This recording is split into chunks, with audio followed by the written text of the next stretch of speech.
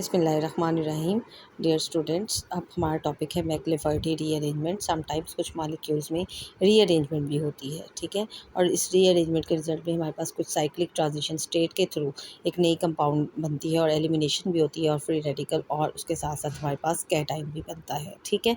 तो ऐसे compound fragmentation takes place by rearrangement of atoms, ठीक है, which involve bond formation as well as bond breakage, ठीक है, या बॉन्ड जो है उसमें क्लीव भी होता है। इसमें कंडीशन ये है कि मॉलिक्यूल्स, कंडीशन ये आपने ज़हन में रखनी है, molecule must have gamma hydrogen.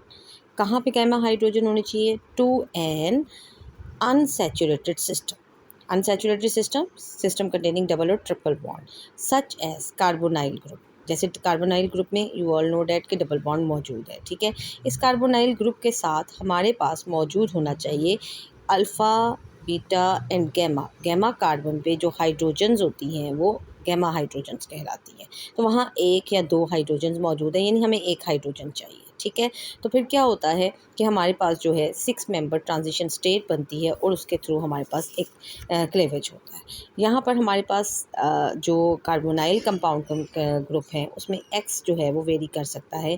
जैसे अगर यहाँ एच लग जाए तो ये एल्डिहाइड है, आर लग जाए तो ये कीटोन्स हैं, ओ एच लग जाए तो कार्बोक्सिलिक एसिड हैं, और आर लग जाए तो एस्टर्स हैं, you all know that amide बन सकते हैं, और इसके अलावा हमारे पास इमाइन्स बन सकती है, ठीक है।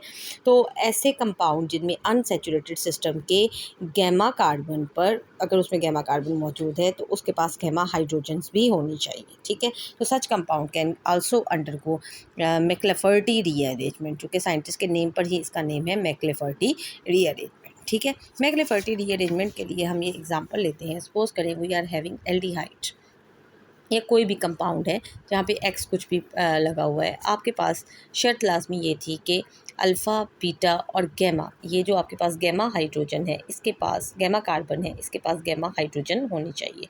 तो now we are having gamma hydrogen, ठीक है। अब ये जो गैमा हाइड्रोजन्स हैं इनमें से एक हाइड्रोजन जो है, ठीक है, एक हाइड्रोजन अगर यहाँ पे होमोलिटिक क्लीवेज हो तो अपना एक इलेक्ट्रॉन पेयर लेकर आ गया। अभी फर्दर हम देखते हैं। सबसे पहले आपको पता है कि मैस स्पेक्ट्रोमीटर के आयोनाइजेशन चैम्बर में आयोनाइजेशन होगी, और आयोनाइजेशन के लिए इस पूरे मालिक्यूल में सूटेबल जो इलेक्ट्रॉन्स हैं वो ये लोन पेयर इलेक्ट्रॉन्स हैं जो कि हेटेरोएटम पर मौजूद हैं। लिहाजा दे गेट एन आयोनाइज, एक इलेक्ट्रॉन यहाँ से रिमूव हो जाएगा और एक इलेक्ट्रॉन बच जाएगा, ठीक है। ये देख रहे हैं आप, रेड डॉट के साथ एक इलेक्ट्रॉन है और उसके साथ साथ आपके पास ये मालिकुलर आयन बन गया। अब इस मालिकुलर आयन में यहाँ पर चूँकि ऑक्सीजन पर पॉजिटिव चार्ज है और ऑक्सीजन हाईली इलेक्ट्रोनेगेटिव एटम है, तो लिहाजा ये इलेक्ट्रॉन को अपनी तरफ अट्रैक्ट करती है। सो यहाँ पर अगर हाइड्रोजन, ये जो इलेक्ट्रॉन यहाँ पे एक बॉन्ड जो है हाइड्रोजन और कार्बन यानी गैमा हाइड्रोजन एक इलेक्ट्रॉन के साथ इस ऑक्सीजन पर ट्रांसफ़र होगी। यहाँ पर आप ये देख रहे हैं कि डॉटेड लाइन है, ये इंडिकेट कर रही है कि एक नया बॉन्ड बनेगा बिटवीन ऑक्सीजन एंड हाइड्रोजन, और ये वाला बॉन्ड जो है बिटवीन कार्बन एंड हाइड्रोजन ये ब्रेक होगा। इसमें जो एक इलेक्ट्रॉन बचेगा वो इस कार्बन पर आ जाएगा। So in the next stage we see that ये वाला जो बॉन्ड ब्रेक हुआ इसमें जो एक इलेक्ट्रॉन बचा है वो इस कार्बन पर आ गया, गैमा कार्बन पर, और उसी के साथ साथ हमारे पास जो ऑक्सीजन है उसने हाइड्रोजन को पिक कर लिया।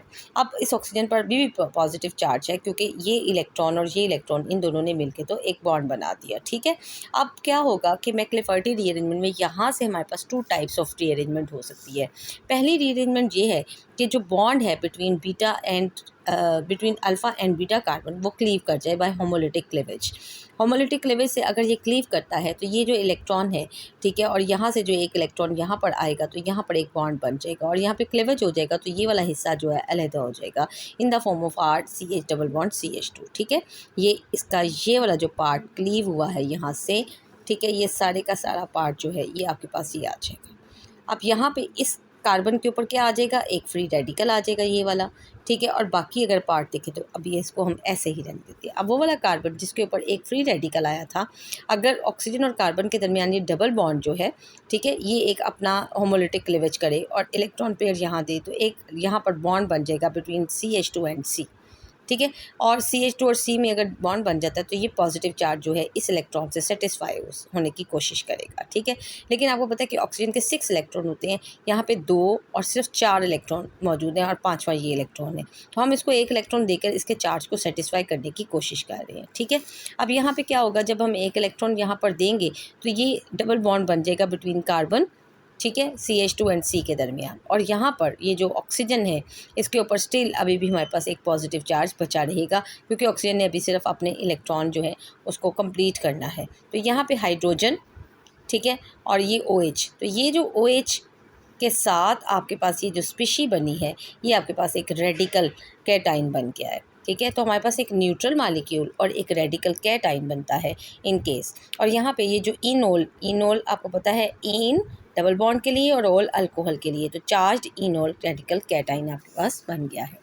ठीक है, एक ये तरीका है कि हमारे पास यहाँ पर C2H4 के बराबर और R अगर लगा हुआ है तो उस हिसाब से हमारे पास मॉलिक्यूलर आइन में से फ्रैगमेंट जो है वो माइनस हो जाएगी, और ये एक स्टेबल फ्रैगमेंट बन सकती है, क्योंकि इसमें हमारे पास जो है कीटोन और इनोलिक ट्रांजिशन है। फर्दर है कि अगर हम मॉलिक्यूलर कैटाइन बनाएं और उसके बाद यहाँ पर हाइड्रोजन जो है वो इस पर आ जाए, ठीक है, तो यहाँ पे ये पूरा इलेक्ट्रॉन पेयर ऑक्सीजन ही ले जाए, तो ऑक्सीजन के इलेक्ट्रॉन पेयर कंप्लीट हो जाएंगे और पॉजिटिव चार्ज ख़त्म हो जाएगा।